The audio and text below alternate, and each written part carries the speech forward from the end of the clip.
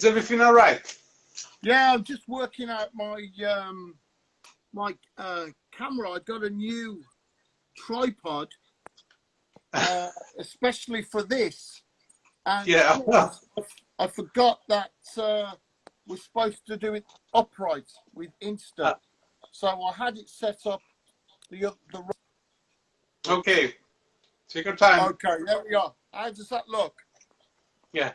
Well, first of all, congratulations for your new record, the live in Czech.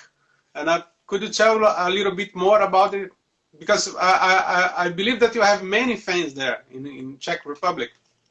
Yeah, I'm very, very lucky that I have fans in Czech. I've been going there for many, many years, and I've done a lot of different gigs and worked with different bands in Czech Republic.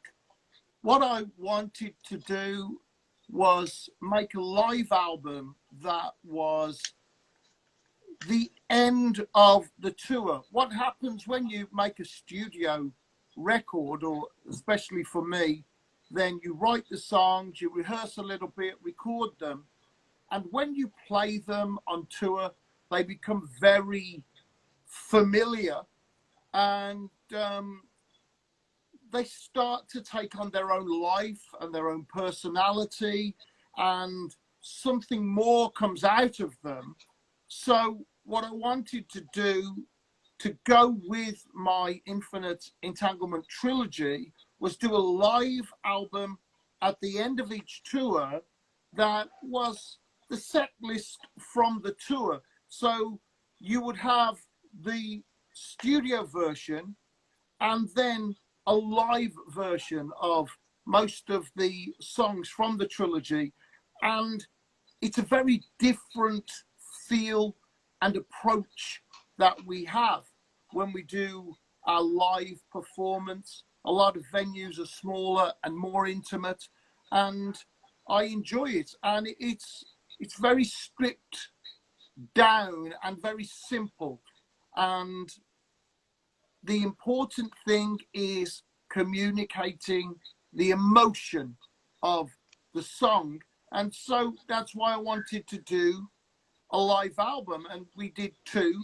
The first one was live in France, and the second one was live in Czech Republic. And they have different set lists, different songs from the trilogy, and of course some of my old favorites and a couple from my days with Maiden. And it turned out really well. It's very raw, it's all real, and we didn't do any bits again in the studio afterwards. It's all a very natural performance, and it's in two very different locations. The French one is one of the bigger venues that I play, and the Czech one is one of the smaller venues, and each one has its own kind of magic, and the personality of the fans and the audience is different on each of the records. So I'm very pleased with the way that Live in Czech has turned out, and I think it's a good bookmark, a good end to the trilogy, to have a live album with so many of the songs from the Infinite Entanglement trilogy on it. Do you know what I think is great? Your solo work is totally different from Iron Maiden and Wolfsbane. It's still Blaze Bayley, of course. The vocal it's the same, but the way of singing is completely different. Like if you were a character for each band. How was that?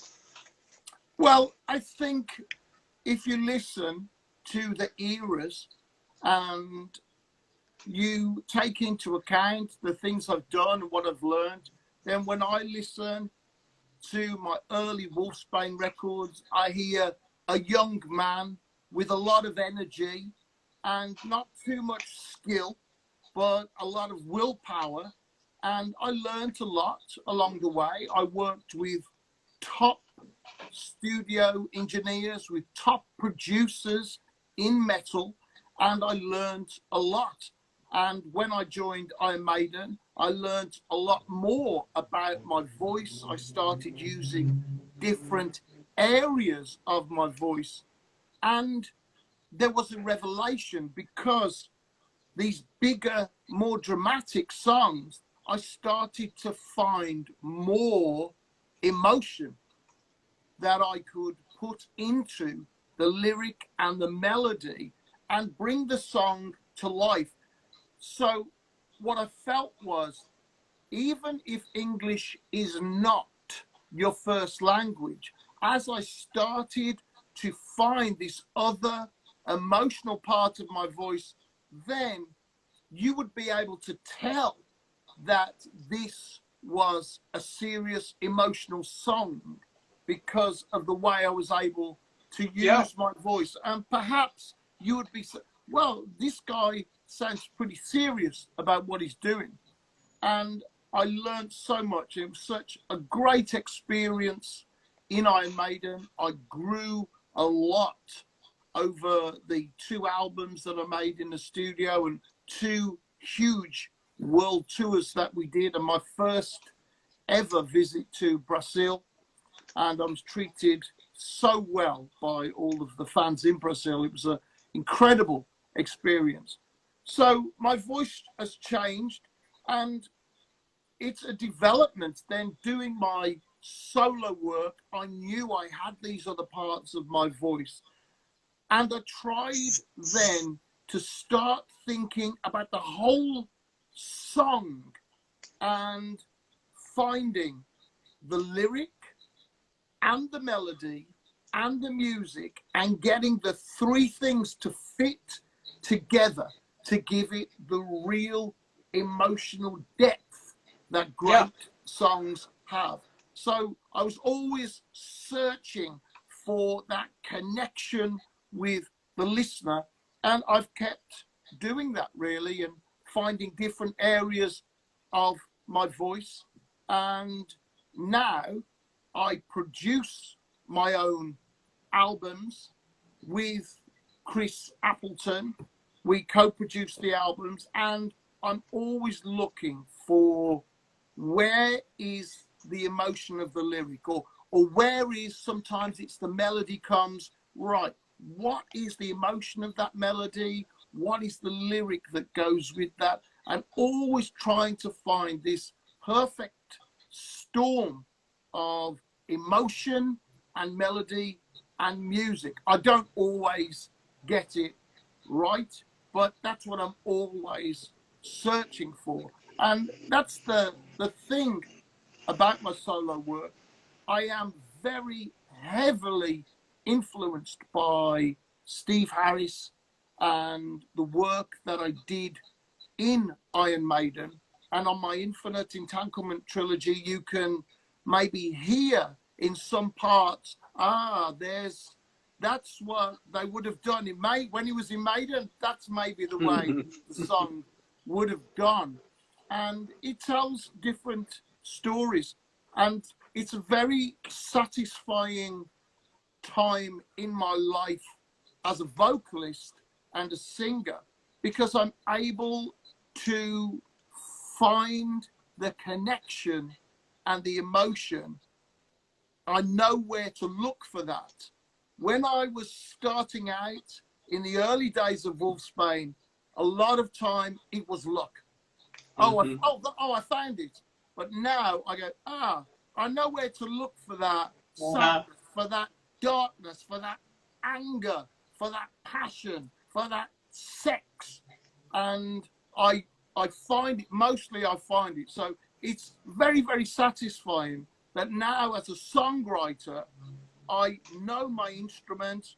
I have more areas that I can investigate and use. Oh, well, this song is about overcoming great adversity in your personal life. This song is about overcoming terrible tragedy and trying to learn to stand up and fight again and continue. Where is the lyric? What part of my voice will connect with my listener and my fan? And will my fan be able to recognize that in my voice, I'm talking to them about picking themselves up and trying again and not giving up, even though they feel completely defeated, but trying to find strength that they don't know they have. And this is what I try to do. So sometimes I write about movies that I like and short stories and interesting things, sometimes about science. I wrote the Infinite Entanglement trilogy about science fiction and the story of a man who seeks redemption for terrible things that he's done in his past. And he thinks he finds redemption through love, but then he feels that his great love has betrayed him. And it's a complex story, but in the end, the man has to decide, what is it to be human?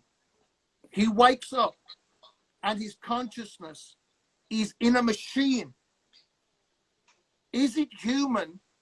Do you have to have flesh and blood? Or do you have to think and feel as a human being to be a human being regardless of what you look like? And that's the center of the Infinite Entanglement story and his journey. And what was very, very cool about that was being able to find all of these different emotions, going from real anger and feelings of bitterness and resentment to feelings of sadness and melancholy to feelings of love and to feelings of conquest and glory. So it was very satisfying to be able to do that and have 3 albums that told one story about one central character. And what I think is great, because it's not only vocal range. It's you have to act. You have to feel the lyric that you just wrote. That's what I think is most beautiful in your performance, your vocal performance right now. Well, thank you very much.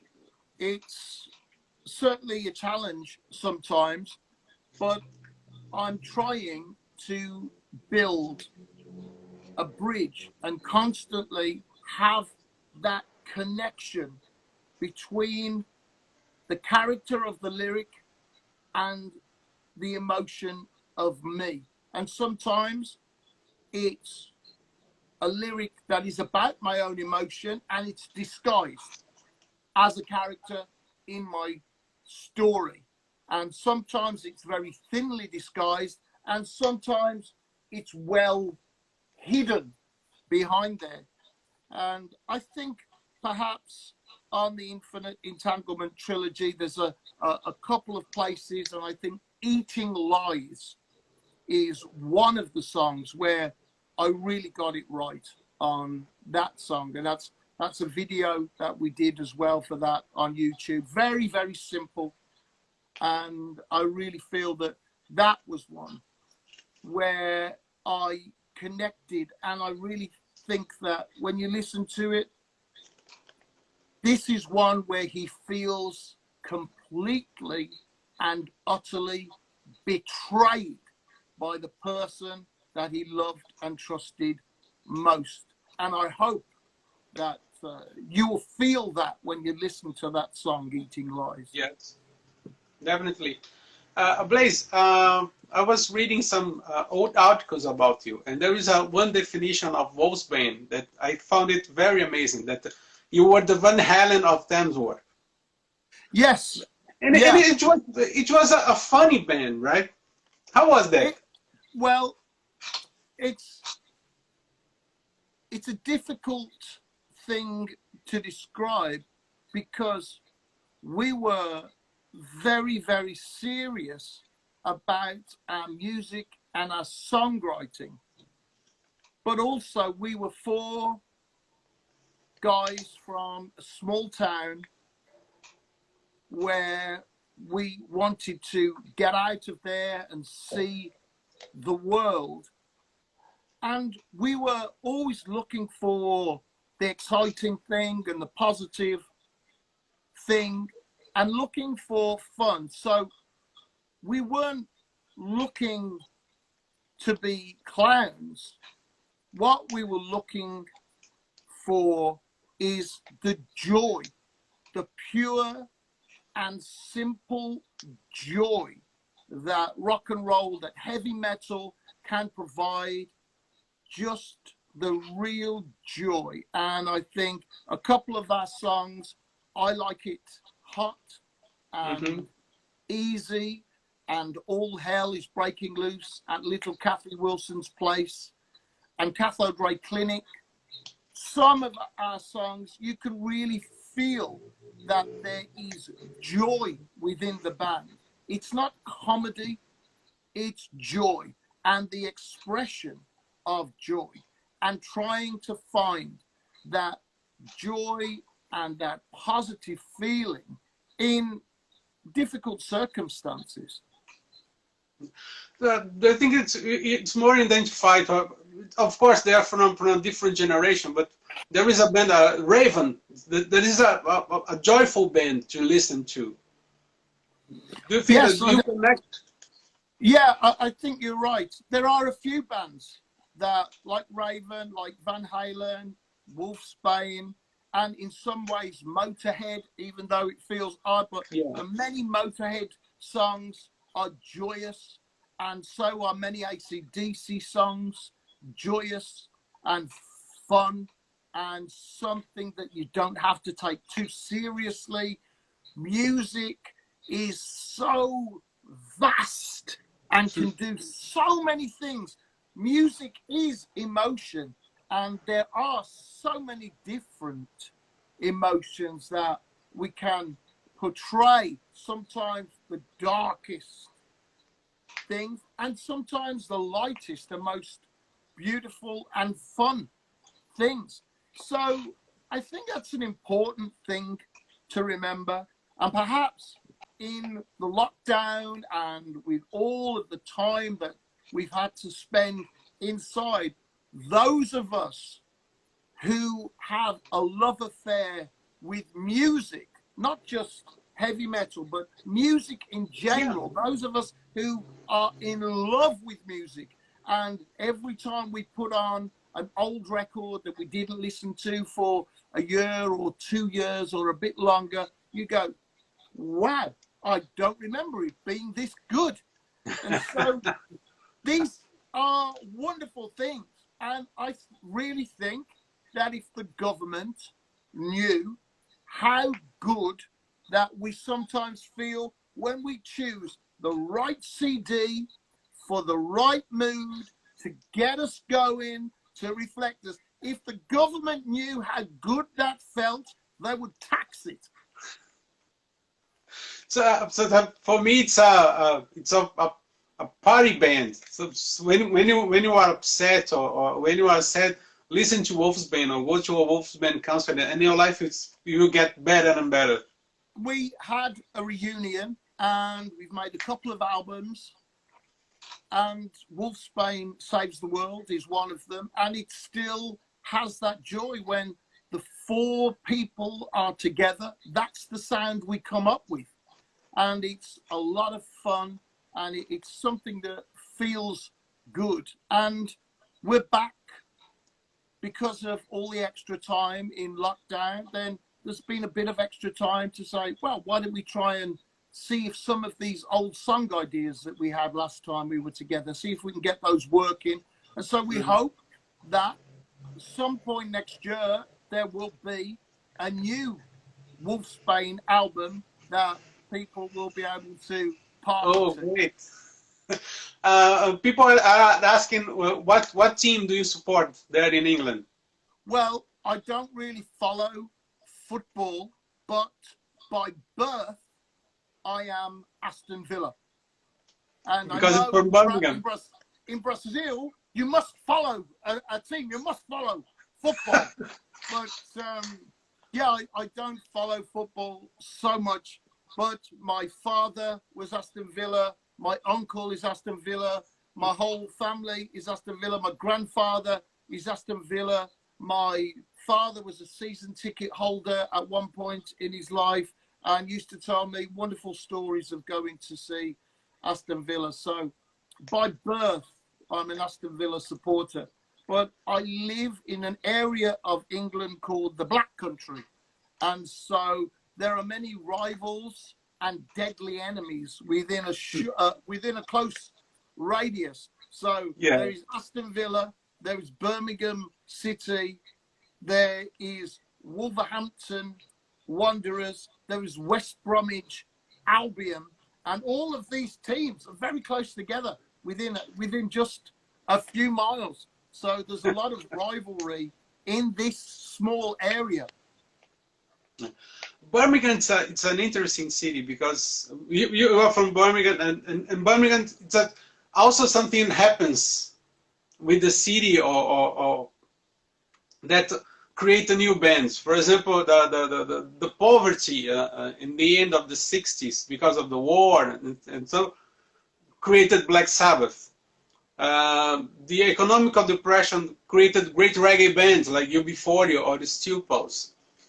What happened in politics or in social things in Birmingham that created Bayley? Well, I think my era politically, I was coming into the era of Thatcher. Yeah. Thatcher.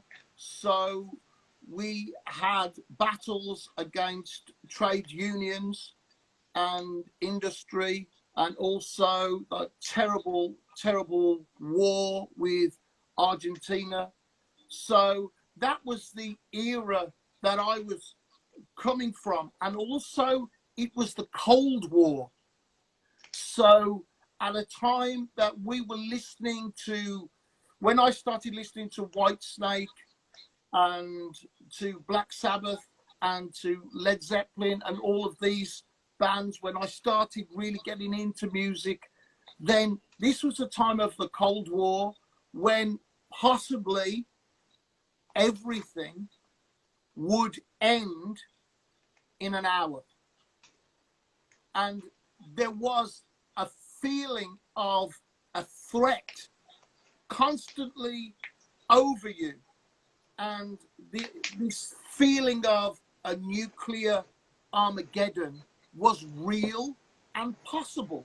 This was something that could really happen, that there would be mutually assured destruction, that there would possibly be a nuclear winter that almost no one would survive, and this madness could actually happen. That was a real possibility, and that was my era. That was the era I was coming from. And also, it was an era of rebellion as punk started. And punk, from the point of view that when it started, it's something different as it was labeled, but when it started, it was very much about, if I want to do it, I'll do it. And I don't care if you think I'm good or bad, rubbish, whatever. I don't care, because I want to do it. I'll do it anyway, regardless of what you think. And that was punk. And so that was all around at the time. Punk, heavy metal was all in this huge thing, the Cold War, Margaret Thatcher, all these things going on. And there Wolfsbane is born in this darkness, in this uncertainty, in this possibility of obliteration. There Wolfsbane is born. We're listening to songs that we think are fun, and we're trying to entertain people, and we're dressing up crazy. You know, we, at our first gig, was sold out, not because we were good, but because we had the most crazy image that any band in Tamworth ever had.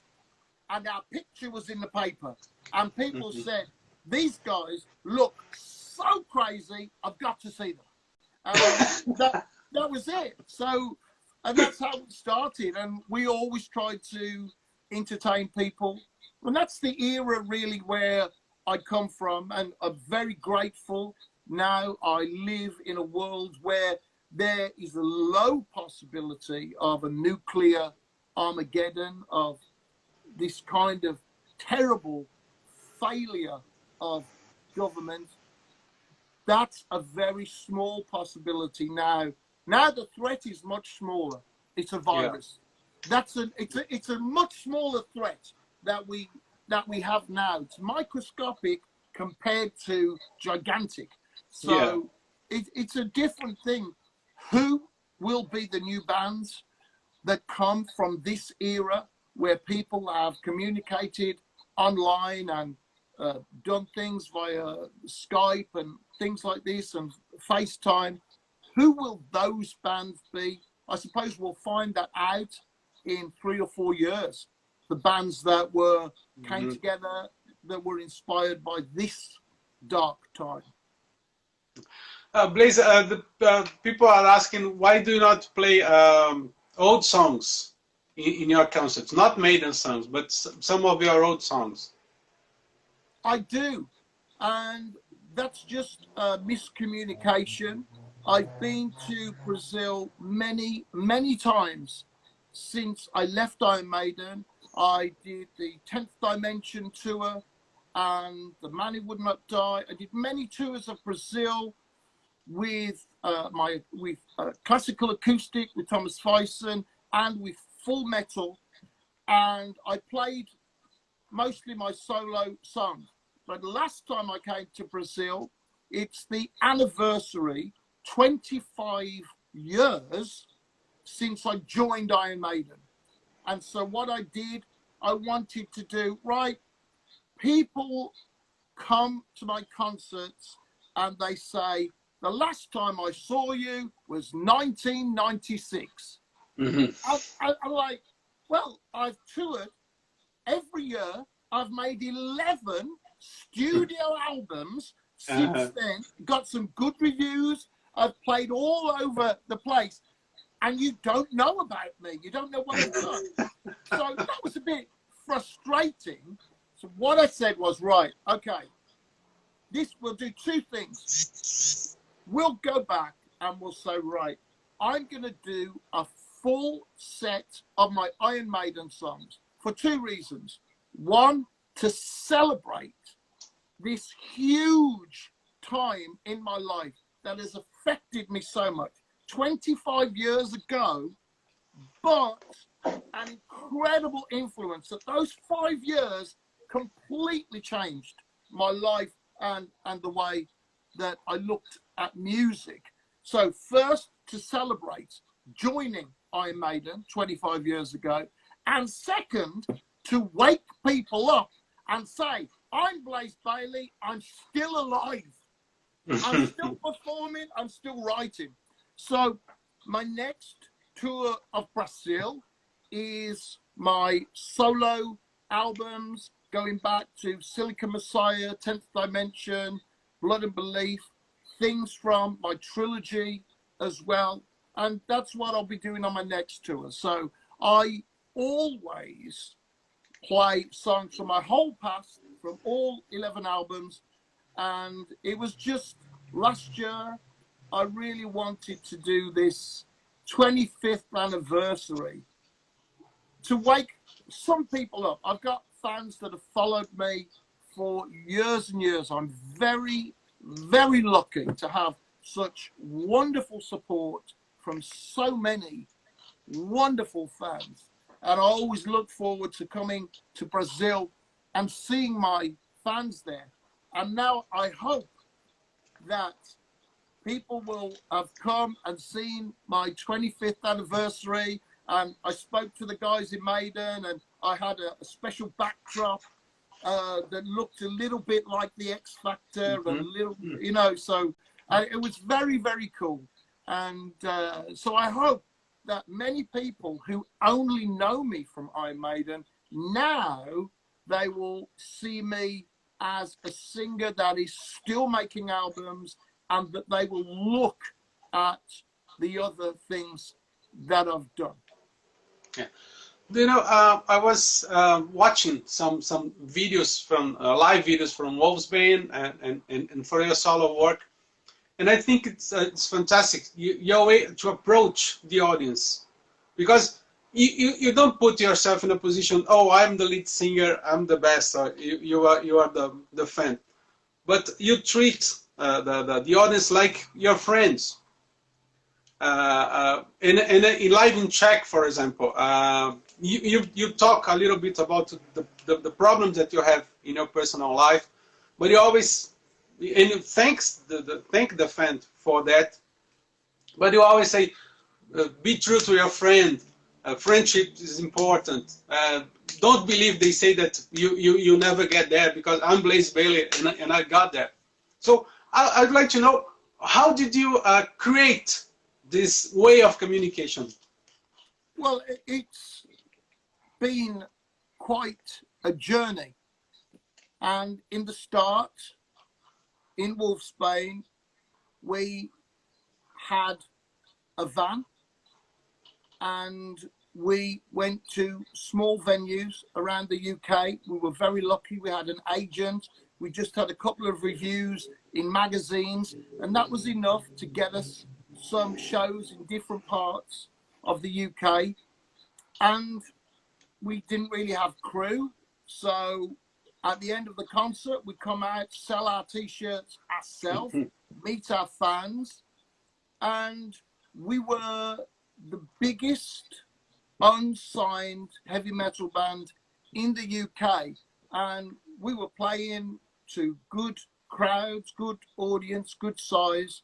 And then we got a record deal and were signed up. And then when we came back, everything is different, and they don't want you to meet the fans. They want you to have the appearance of a rock star and something separate. And I never enjoyed that at all.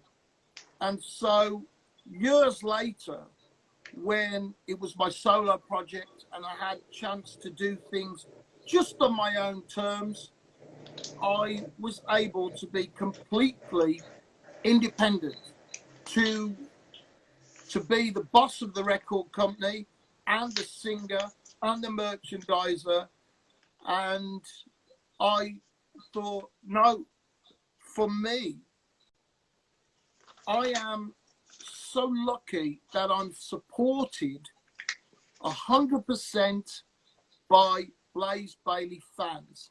And for me, it's the smallest thing to be able to say thank you to the fans that come to the concert and support me. So up until now, and the lockdown and the changes, at every headline Blaze Bayley concert, there has been free meet and greet at the concert. And sometimes, especially in Brazil, where I have so many fans, the meet and greet takes much longer than the concert performance. So, you know, you go, okay, we finished the concert. Now we have a much longer job to do, to sign and have photos with everybody. For me, it's very important. I'm very, very lucky. I count myself as a fan. And I remember going to see bands and waiting outside after the concert, and how I was treated by some of those bands. And in a good way, I will never forget the good times, the way I was treated and able to have an autograph and just have a couple of words with someone and ask them a question. It was incredible. So now that I'm able to say, this is the way I'm doing it, and I have a wonderful team around me that help me and that believe in me, that I'm able to do that, to meet my fans. And I've been at every level in the music business. I've been at the top of what you can do. The top job that you can possibly get as a heavy metal singer is probably Iron Maiden or Judas Priest. One of those two. I've done that. I've been at the bottom. I've started from nothing. I've been at the top. I've been back to the bottom and had to start all over again 3 times. So I've been in every part of the music business, and through it all, it is the music and my fans, the people that have believed in me.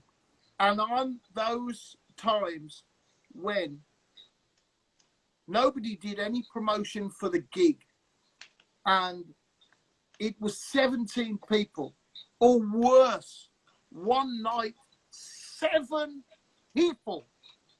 And one guy had traveled from France, thousands of miles, to see me at that particular show, because that's the only show he could see on the tour.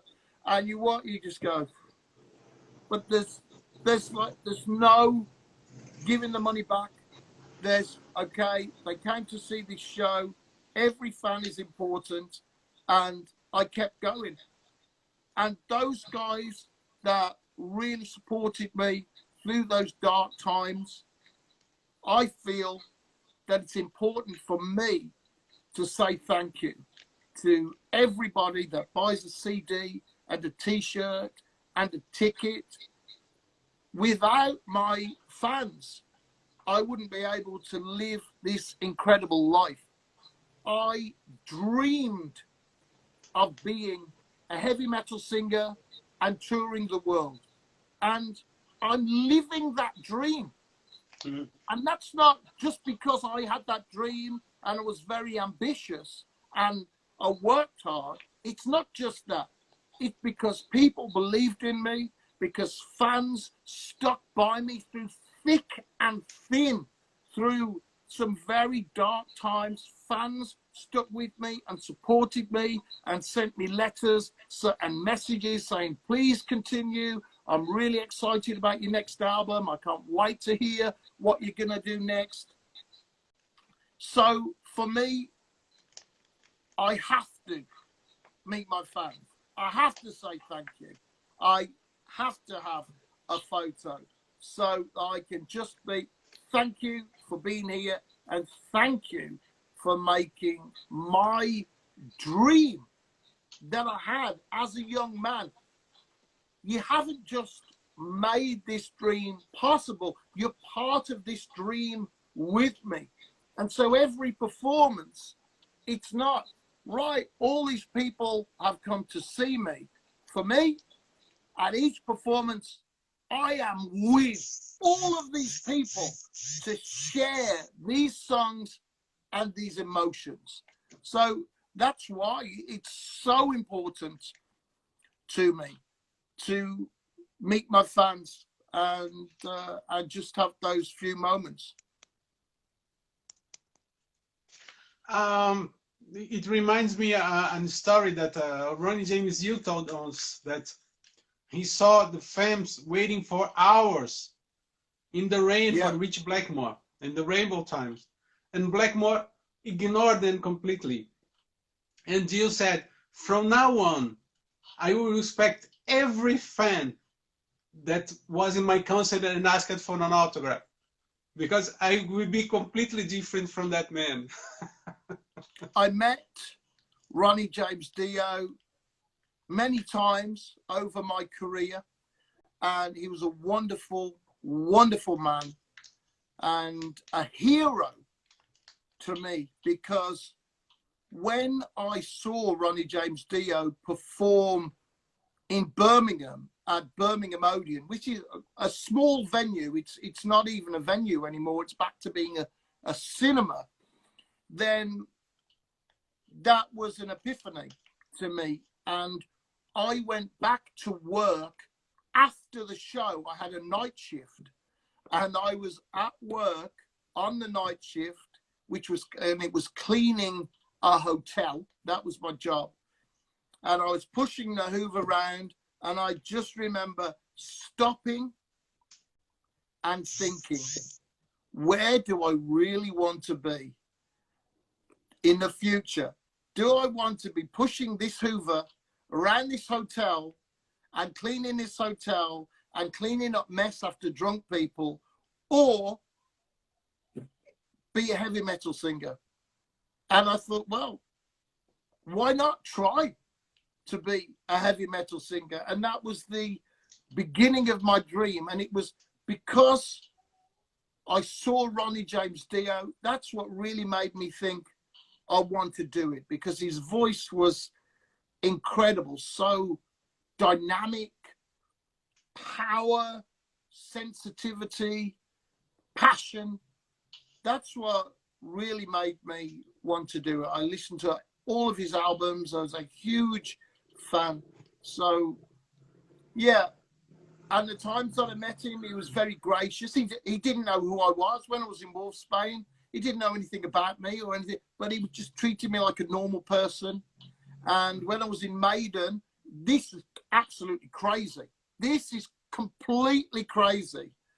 I regard Ronnie James Dio as the god of rock and metal singing, god of singing. And when I was on tour in USA with Iron Maiden, Ronnie Dio was the special guest on that tour. And so I had God opening up for Iron Maiden. And that was exciting and very, very scary. And almost every show, I would be at the back of the audience watching Ronnie James Dio's set, and a couple of fans would recognize me, but they wouldn't give me a hard time. Yeah, how you doing? Yeah, all right. Yeah, this is a great song. Yeah, all that. And then as Ronnie James Dio finished, I went, Trevor, good night, everyone. Run back round, get changed, and go and do my Iron Maiden show. So it was that was a crazy time, but a wonderful, wonderful time. And I saw him at twice at Wacken, at one Wacken festival. I was incredibly lucky. I was able to stand on the side of the stage while Ronnie was performing his set. It was incredible. And you could hear his voice through the monitor desk when the soundman switched it. Just absolutely wonderful. And then I saw him do his last Wacken show as well. And I saw him perform in Birmingham, his last show in Birmingham. And a great man, a great personality. And they say, never meet your heroes. And I think a lot of times that is true, that it's good. There's a couple of reasons for that. And one is, you never know what kind of day your hero is having. So your hero could be having the worst possible day, huge pressure, just terrible tragedy in their life. They could be hungover, all kinds of things. They could be sick, and you've been waiting years to meet that person. And if you're unlucky, you'll meet them on one of the worst days they've ever had. And your impression of meeting that person will be, oh, they're just the biggest arsehole I've ever met. What an arsehole, you know. And you meet them on another day, and you might be, oh, yeah, this person is wonderful. And I'm very lucky that every day that I met, like the 7 or 8 times that I met Ronnie James Dio during my career, that he was always on, he seemed to be on a good day. So that's it. Blaze. But of course, it's not everybody like that. Some people, it doesn't matter if they're on a good day or not, they're still just an arsehole. Your repertoire is full of beautiful songs, but Together We Can Move the Sun is one of my favorite. Can you please tell me a little bit more about the creation of this song? Well, it's a part of my Infinite Entanglement trilogy, where the central character, William Black, he has lost everything in his life and lost his family. He's done terrible things and had a lot of problems. And at this point in his life, he feels that he could love again. He feels that he can be open to love again.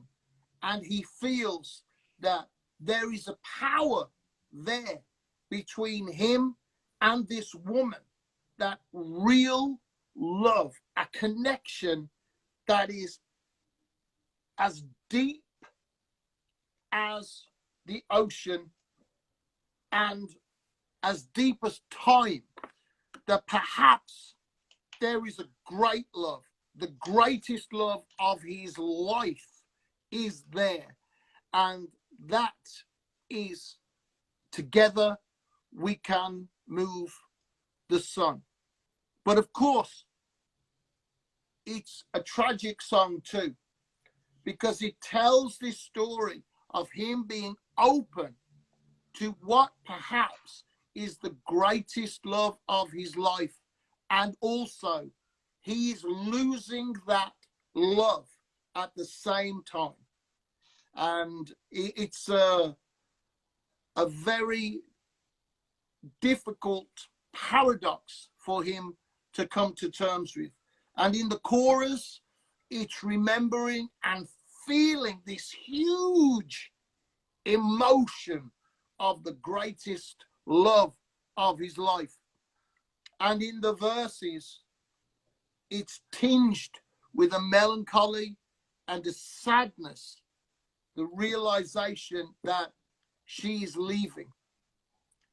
In the story, he doesn't know why the real reason, the truth of why she is leaving. He thinks she's leaving because she doesn't want him anymore. But in fact, as you find out later in the story, she's leaving because she's being blackmailed and forced to leave him and forced to make him think that she no longer loves him or wants him. And that is not the truth. She does want him. She does love him. She feels that she must leave because she's being blackmailed. He feels betrayed, but she feels she has left him so that he will live. Blaise, we are getting to the end of our interview. I'd like to thank you very much for your time. I'd like to congratulate you for the two live albums, recent live albums. You're the best. I'm waiting for you here in Brazil. Okay, thank you. I hope to get back to Brazil and see everybody there. Thank you so much for your interview. I wish you and everyone in Brazil the very best in this horrible and very difficult, challenging time. I hope that you can stay strong. And thank you so much, everyone in Brazil, for the support that you have given me over so many years. From my heart. Muito obrigado. Thank you, Blaise. Bye-bye. Ciao.